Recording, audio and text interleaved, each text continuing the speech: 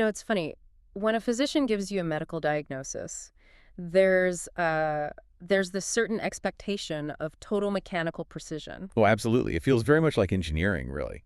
Right, like if you fracture a bone, they put up the imaging, and there is that stark, jagged white line, and the practitioner just, points to it and confirms its reality. Yeah, it's entirely binary. I mean, the framework is visible, it's categorized, and it's completely definitive. Broken or not broken. Exactly. And the parameters are clean. And honestly, that clarity is really comforting. Like, we rely heavily on the visible world to tell us what is real. We do. We're totally conditioned to. But the moment we transition into the landscape of human psychology and, like, the mechanics of how we actually construct our personal realities, that precision apparatus just becomes utterly obsolete. Oh, completely. It just falls apart.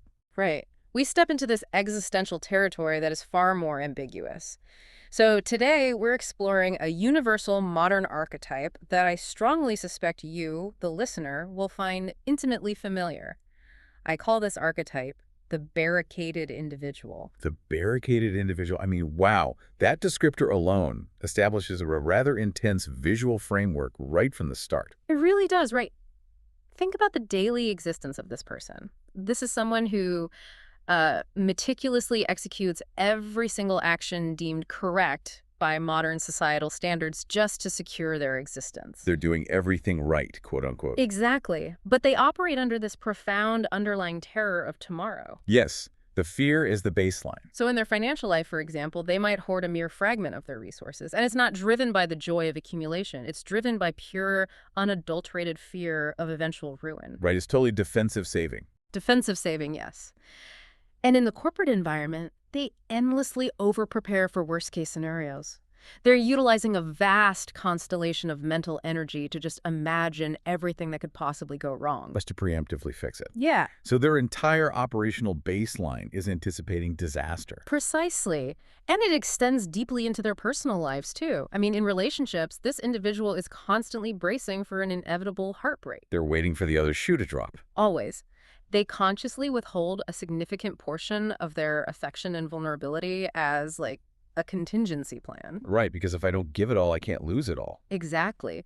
So they construct massive physical, logistical, and emotional walls. We're talking intricate legal agreements, hypervigilant security systems, profound emotional distances, all of it meticulously designed to keep external threats at bay. The architecture of their life is entirely defensive. I mean, they are essentially governing a fortress, dedicating the lion's share of their vital energy to just manning the watchtowers.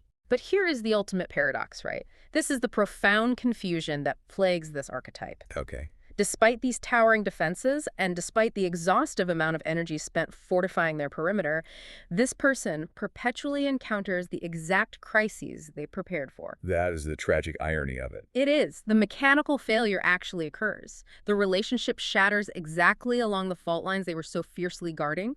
The career trajectory destabilizes. It's almost like they drew a map right to the problem. Yes. And it presents this fascinating challenge to our conventional understanding of safety. I mean, why does an endless tide of preparation seemingly attract an endless tide of chaos? That paradox really strikes at the very core of our assumptions regarding cause and effect. How so? Well, the societal default is to assume that if we physically brace against a potential impact, we are actively mitigating the danger. Right. We view defense as a shield. Exactly. But what we fail to recognize is that the act of bracing is fundamentally a monumental energetic signal. Oh, wow. Yeah.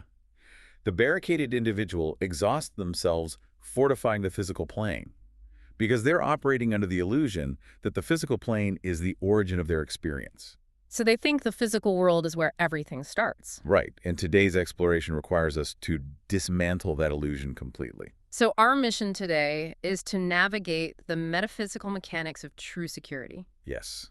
We are analyzing a profound framework that explains why physical safeguards are not just limited, but entirely useless. And frequently counterproductive. Exactly. Counterproductive if the internal frequency of the individual remains anchored in a state of survival. So we're essentially outlining the specific trajectory required to shift from a state of perpetual siege to a state of being universally untouchable. Achieving that transition, though, it demands a radical shift in paradigm. I mean, we really have to establish the foundational architecture of reality itself first. Let's do it. Where do we start?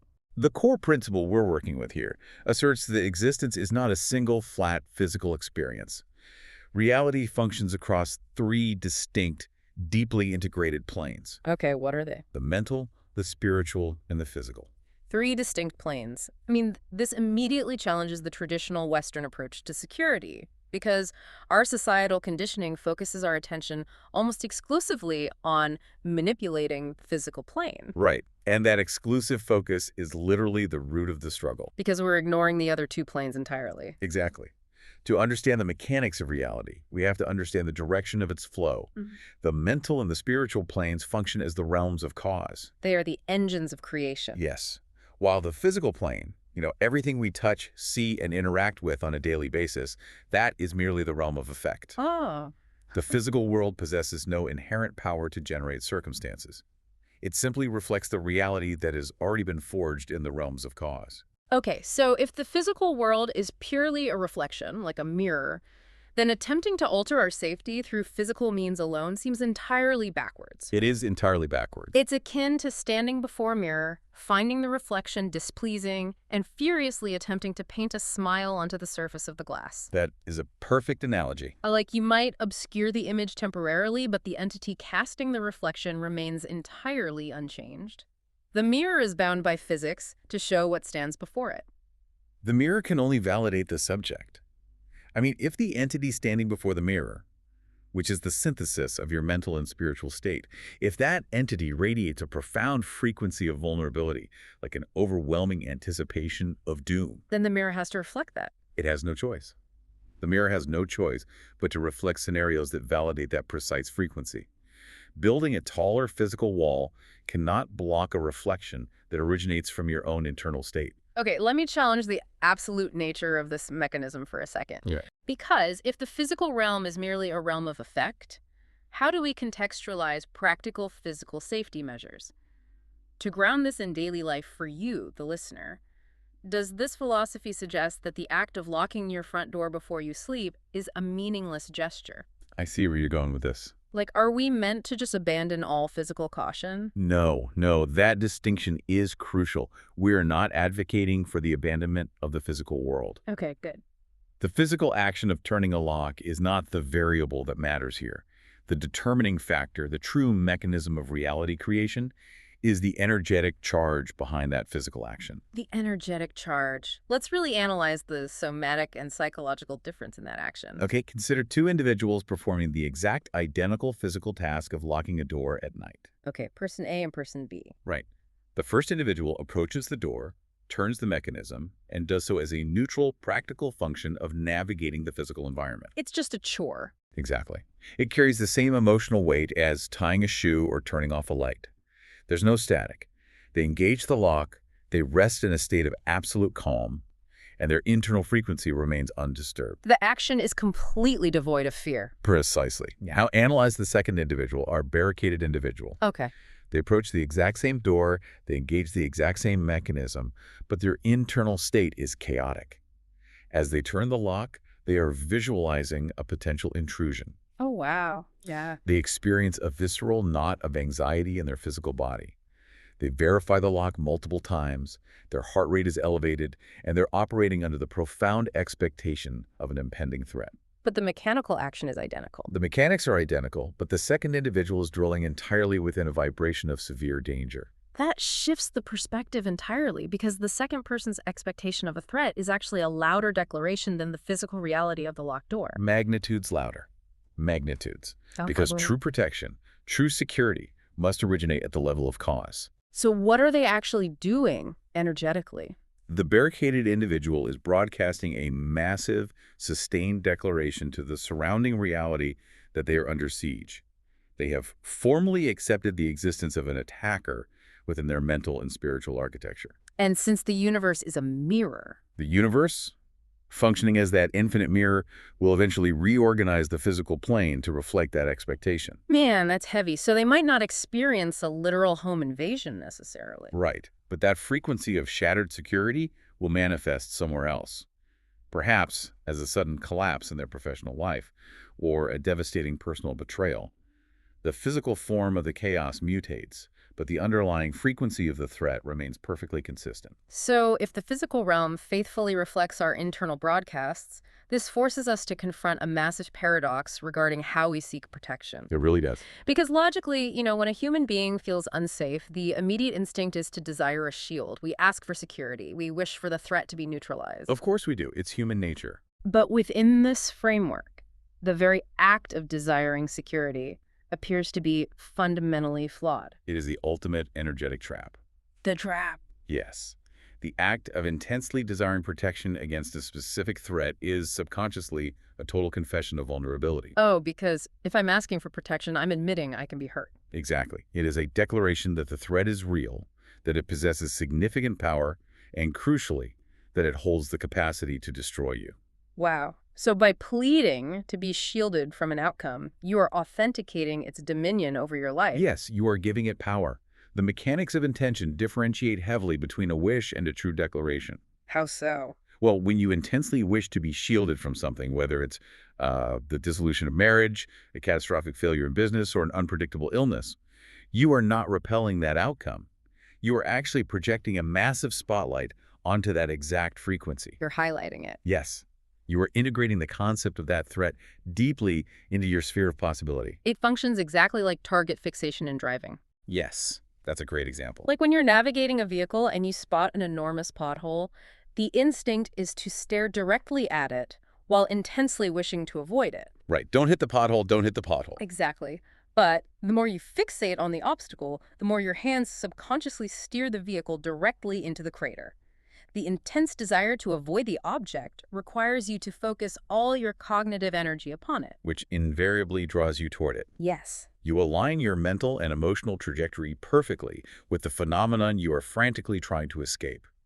And this dynamic is constantly visible on a macro scale within various collectives and social movements. Let's examine those collective examples, actually, because they perfectly illustrate the scale of this paradox. Okay. We frequently observe large groups or organizations that construct their entire identity around fighting a specific adversity. Like they mobilize their energy to fight against a spirit of scarcity, or they brace endlessly against the looming threat of societal collapse. Existing in a perpetual state of survival preparedness. Right. And what is the observable outcome for the overwhelming majority of these collectives? It's sobering. They remain perpetually submerged in an endless tide of that exact struggle. Exactly. The collectives that dedicate the most ferocious energy to fighting poverty or scarcity are almost universally the ones experiencing the most profound, inescapable lack. The abundance they claim to seek is never realized. Instead, the fight itself becomes the permanent reality. Because the struggle has become their core identity.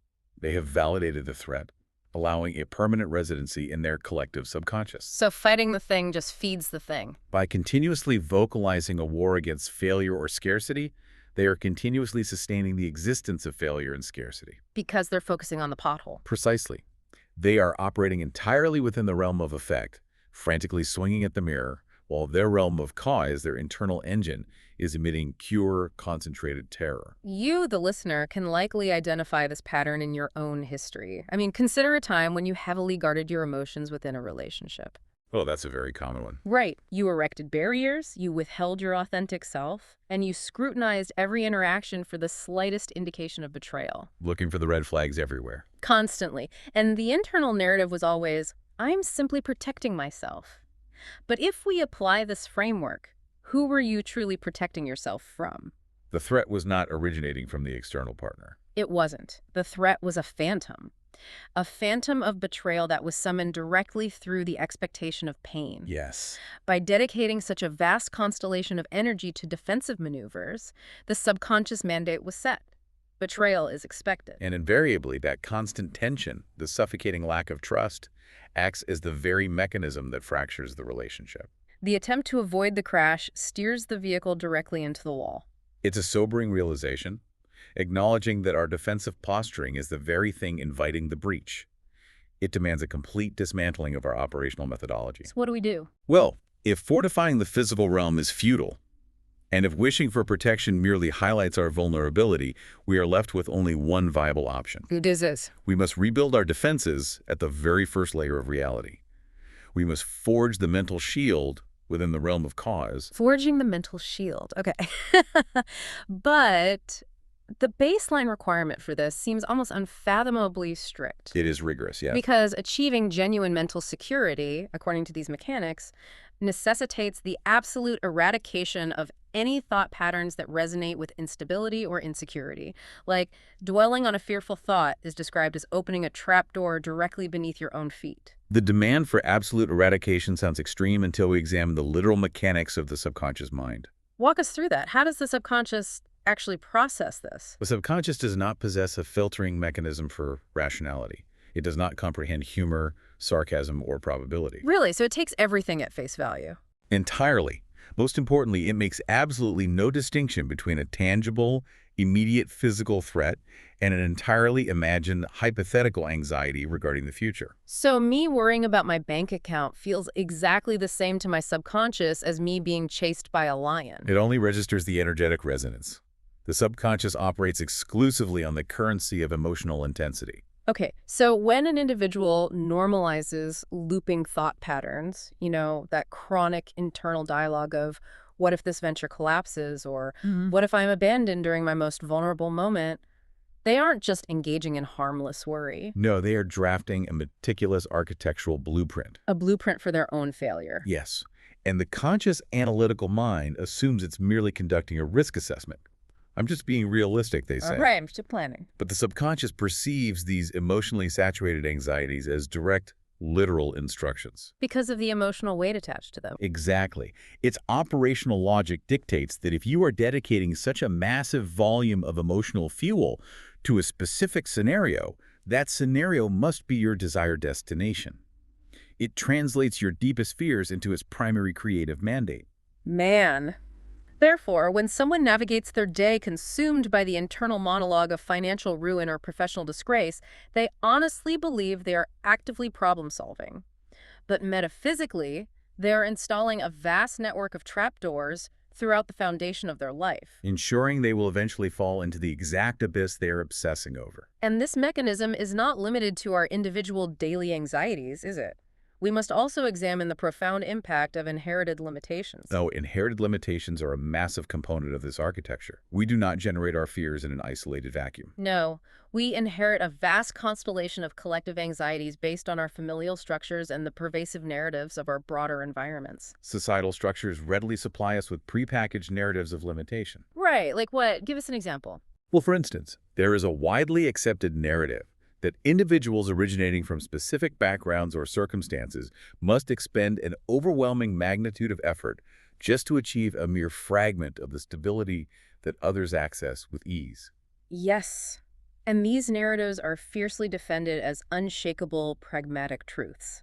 Like, the common refrain is that one must be realistic about the inherent struggles of the world. Yet within the mechanics of reality creation, adopting that realistic perspective is highly destructive. Because you're taking someone else's fear and making it your own blueprint. Exactly. While a society might catalog those limitations as historical or systemic norms, absorbing them as a personal internal truth is catastrophic. If an individual internalizes the belief that their existence is destined to be an exhausting uphill battle merely for survival, they're issuing a direct command to the realm of cause. And then their reality has no alternative but to perfectly reflect that grueling struggle. The subconscious receives the blueprint and concludes, the mandate is endless struggle. Therefore, I will organize the external environment by introducing unexpected delays, professional setbacks, and logistical miscommunications to ensure this prophecy of exhaustion is fulfilled. It's wild to think about. A limiting belief only possesses authority over your physical experience if you grant it asylum within your mental plane. That's beautifully said. If an inherited narrative, regardless of how widely accepted it is by the collective, does not serve your ultimate expansion and security, it must be treated as a foreign contagion. It has to go. It must be completely eradicated from your internal dialogue. Okay, so the theory is sound, but the practical application requires a precise tool.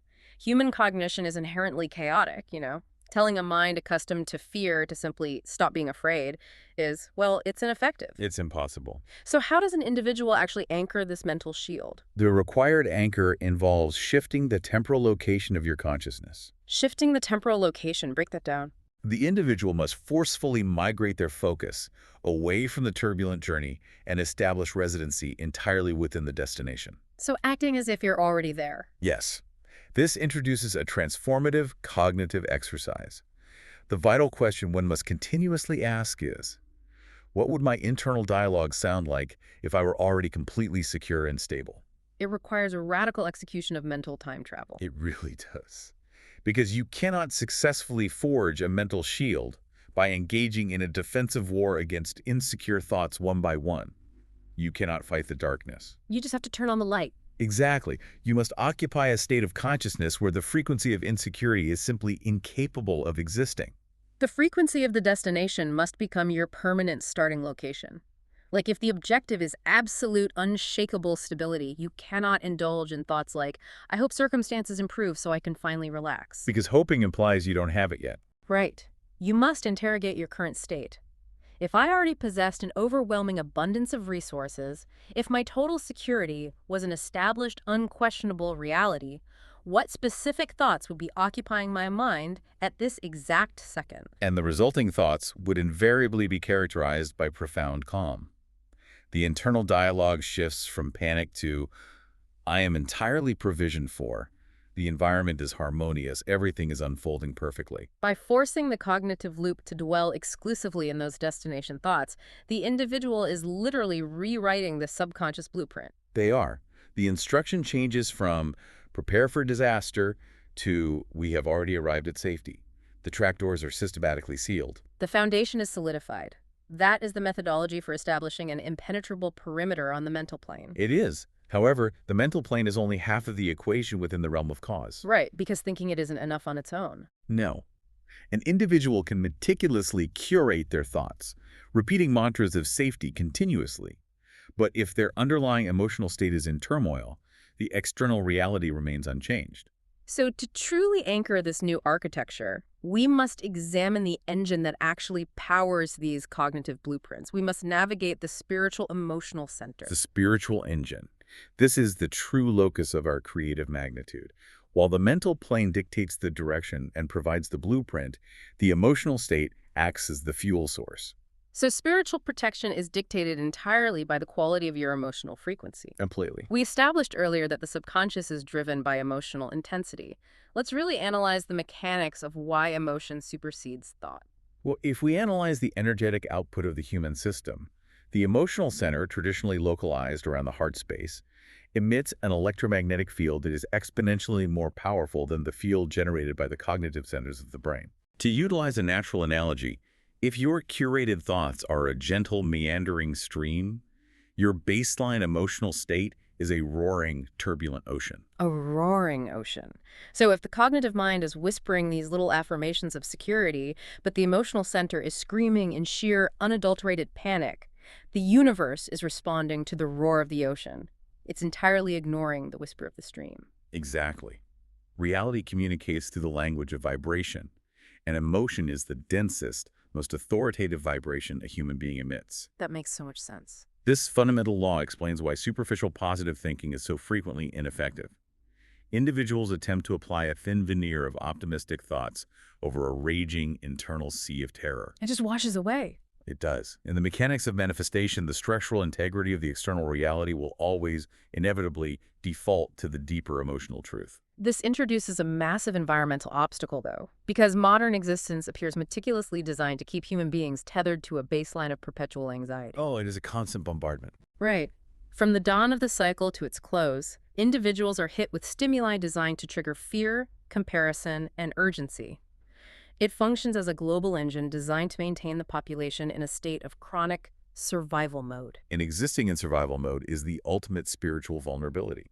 Why is it a vulnerability? Because the sensations of fear, chronic worry, and panic are not merely unpleasant psychological states. Metaphysically, they are literal, broadcasting indicators of an active threat.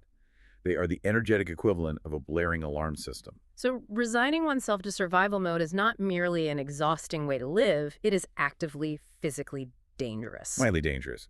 Because that emotional state functions as a massive glaring beacon. If an individual navigates their life emitting the heavy, chaotic frequency of someone actively under siege, the infinite intelligence of reality interprets that energetic signature literally. It hears the alarm and thinks, ah, they need a fire. Exactly. The logic of the universe dictates that if an entity is vibrating at the frequency of a victim, it fundamentally requires an attacker to validate that frequency. The reality will reorganize itself to supply the threat that matches the internal alarm. This completely upends the traditional concept of survival mode.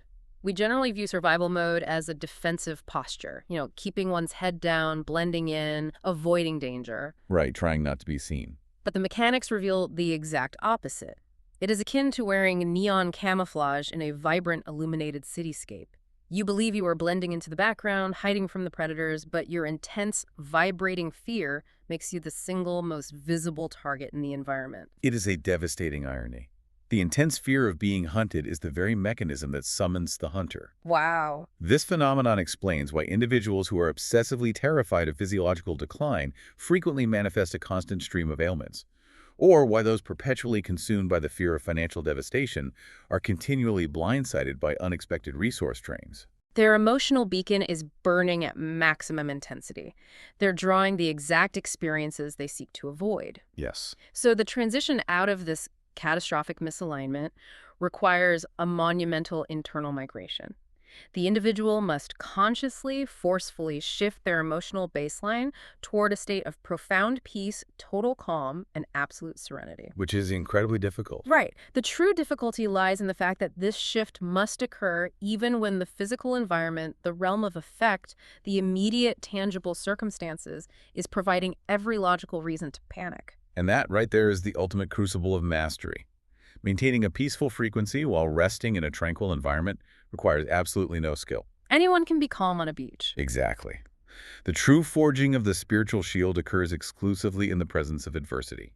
When the expected resources are delayed, when interpersonal conflict erupts, the conditioned biological reflex is to plunge immediately back into the chaos of survival mode. Because the physical mirror is reflecting an image of imminent danger. Yes.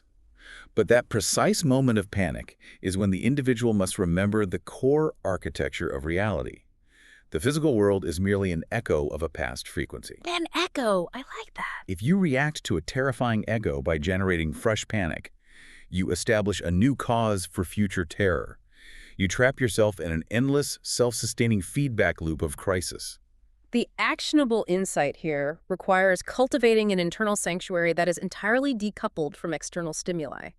When the tangible world descends into chaos, the master does not engage the chaos on the physical plane. They retreat to the emotional center and artificially enforce a state of absolute serenity. They generate the emotional frequency of already being protected, in direct defiance of what the mirror is currently reflecting. They hold the vibration of impenetrable safety with such intensity that the physical world is eventually forced to dismantle the chaos and rearrange itself to reflect the new dominant frequency. That is the process. Cultivating this internal sanctuary, though, it seems like a deeply solitary endeavor, like an individual working strictly within the confines of their own mind and emotional center. It does seem that way at first glance. However, the framework reveals a hidden, massive vulnerability in our energetic armor that most individuals overlook entirely.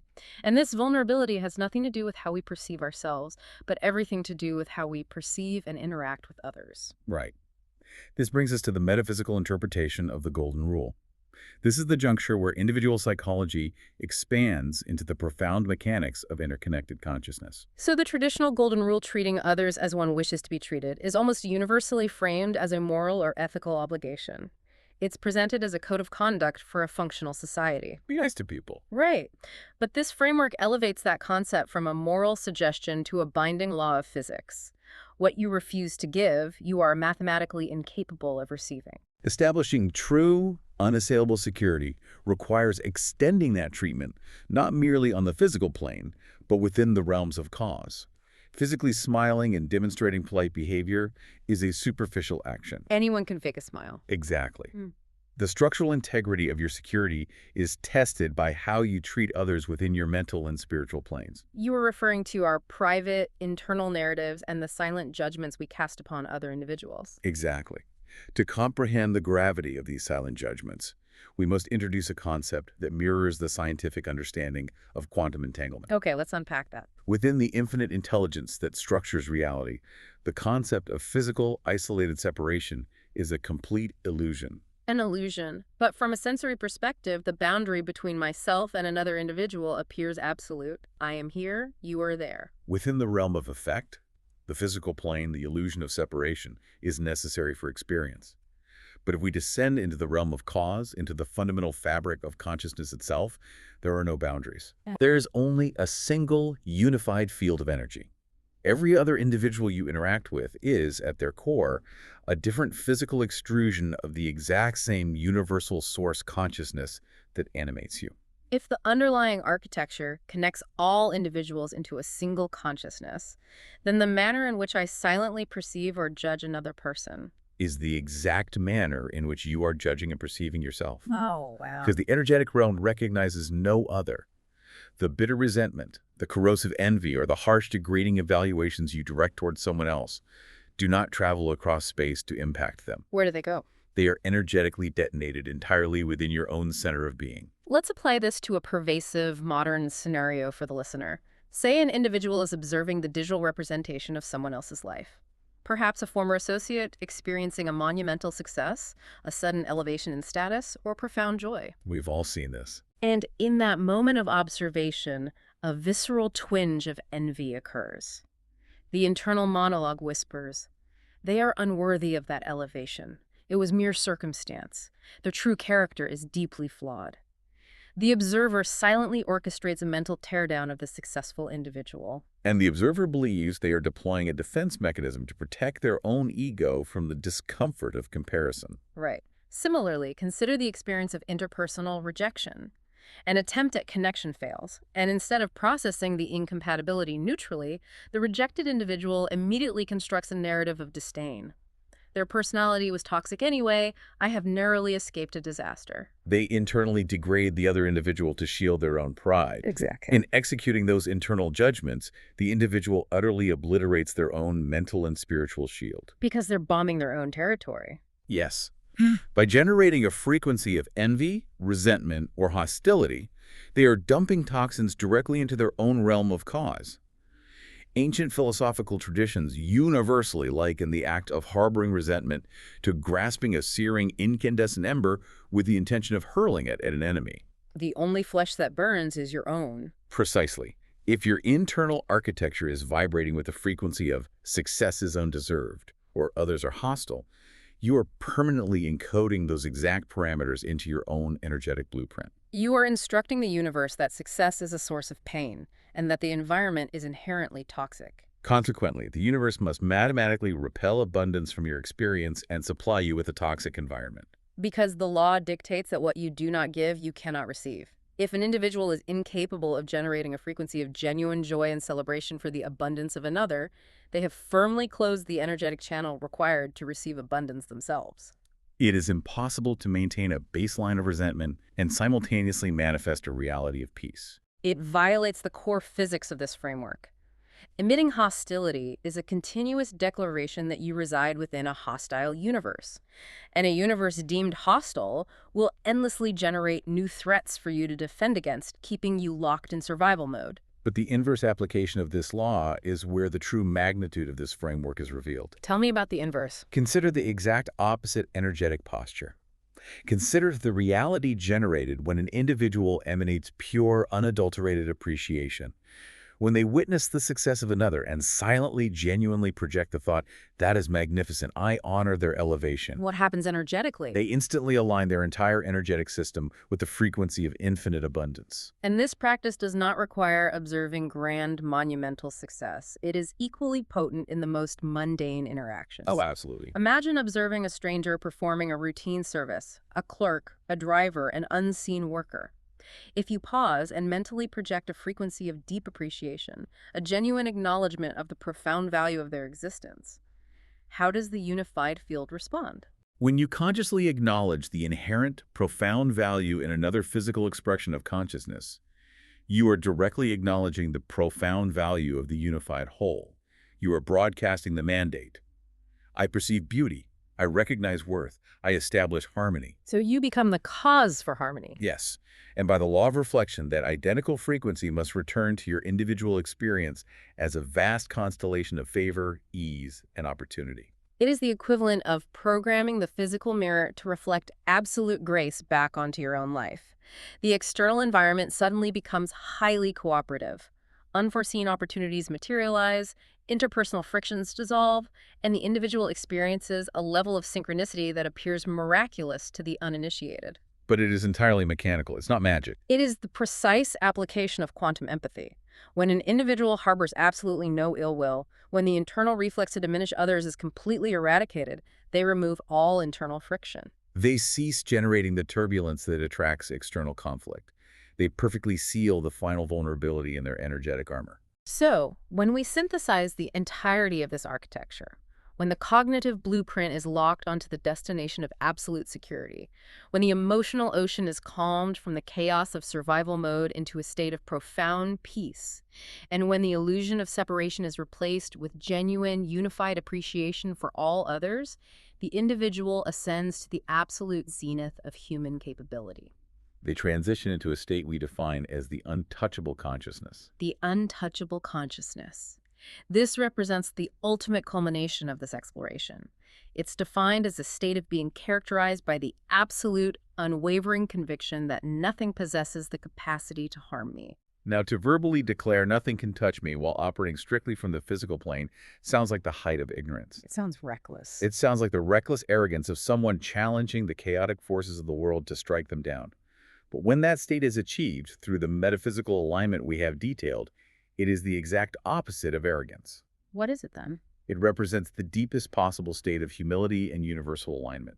The distinction lies in the definition of defense, because the term untouchable typically conjures the image of an impossibly thick, impenetrable wall, like a vault. But our initial premise established that walls are an illusion of the physical plane. The untouchable consciousness does not rely on constructing an impenetrable barrier between the self and the external environment. How does it function without a wall? It is born from the profound cellular realization that there is no external environment to defend against. Because it's all you. Exactly. When an individual realizes, fundamentally, that they are not a fragile object navigating a hostile void, but rather a direct, active manifestation of universal source energy itself, the concept of fear becomes mathematically irrational. The logic of fear dissolves. I mean, if an entity possesses the infinite intelligence of the universe, what external threat could possibly possess the authority to destroy it? None. If you recognize yourself not as a solitary drop of water desperately fighting the currents, but as the entirety of the ocean itself, what possible damage could a passing breeze inflict? Exactly. When consciousness anchors in that specific realization, the perception of reality transforms. The individual understands that every circumstance, every seemingly insurmountable obstacle, every chaotic event is fundamentally constructed from the exact same universal substance that they are. It cannot destroy the individual because it is the individual. The sensation of terror can only exist when consciousness artificially isolates itself and believes it is small, separate, and finite. Yes. Translating this ultimate state into the daily experience of the listener alters the definition of success entirely. It reveals that the true measure of profound security has absolutely nothing to do with successfully avoiding the storms of life. It's not about hiding. It is not about constantly monitoring the horizon and frantically fortifying the shelter. True security is the ability to stand in the absolute epicenter of the storm, to feel the turbulence swirling violently around you, and to realize with total clarity that you are the atmosphere generating the weather. That is a magnificent synthesis of the concept. And we must examine how residing within this untouchable consciousness practically manipulates the physical realm of effect. Right, because achieving this state does not mean the physical world suddenly halts its progression or transforms into a blank, featureless void where nothing ever occurs. The physical dimension will continue to produce events. The mirror will occasionally present a turbulent reflection to test the stability of the new frequency. The machinery of the physical world continues to operate. So an unexpected financial drain may still materialize. A sudden, aggressive conflict in the professional sphere might ignite. The variables of life remain in motion. They do. But the crucial reality-altering difference lies in the point of origin from which the individual responds. Let's compare the responses. If we look at the barricaded individual, their response to a sudden financial drain is immediate visceral terror. They instantly drop into survival mode. Right. They pull the internal alarm, open the mental trapdoors, and mathematically guarantee that the single financial drain manifests into a prolonged, cascading crisis of lack. Conversely, the individual operating from the untouchable consciousness perceives that exact same financial drain not as an existential threat, but as a momentary passing illusion on the physical plane. They refuse to grant it authority. But they do not drop their emotional frequency into survival mode. Yeah. They artificially maintain their internal serenity. They hold the heavy, dominant vibration of absolute, unshakable security. And what is the mechanical result when a physical challenge collides with that density of internal peace? The challenge dissolves, or it reroutes its trajectory entirely. Because the external conflict cannot find a matching frequency of fear within the individual to anchor itself to. Exactly. It completely loses its structural integrity in their reality. The financial anomaly is resolved rapidly through an unforeseen avenue. The aggressive professional conflict diffuses organically without the individual ever needing to engage in defensive combat. The requirement to wage war against the external world vanishes. You do not have to put on armor. You do not have to constantly anticipate the strike. The external environment simply submits and aligns itself with the unshakable peace radiating from the internal engine. The individual becomes a localized, immensely powerful field of harmony, and the physics of this framework dictate that the physical environment must always obey the heaviest, most dominant frequency present. If your internal peace carries a heavier energetic density than the chaos of the external world, the chaos has no choice but to submit to the peace. That conceptual shift completely rewrites the human survival instinct. From birth, the conditioning is to fight, to guard, to brace for impact. This entire paradigm asserts that the ultimate, impenetrable defense is actually absolute surrender. But is not a surrender to the threat itself. No, it is the surrender of the belief in the threat. It is yielding entirely to your own infinite, untouchable nature. It is the evolutionary leap from existing as a defensive mechanism to operating as the supreme, active architect of your own reality. Wow. To ensure this vast architecture is fully integrated for you, the listener, let's review the sequence of mechanics we have explored today. Good idea. Let's trace the steps. We began by establishing the true flow of reality. The physical world is merely a mirror, the realm of effect.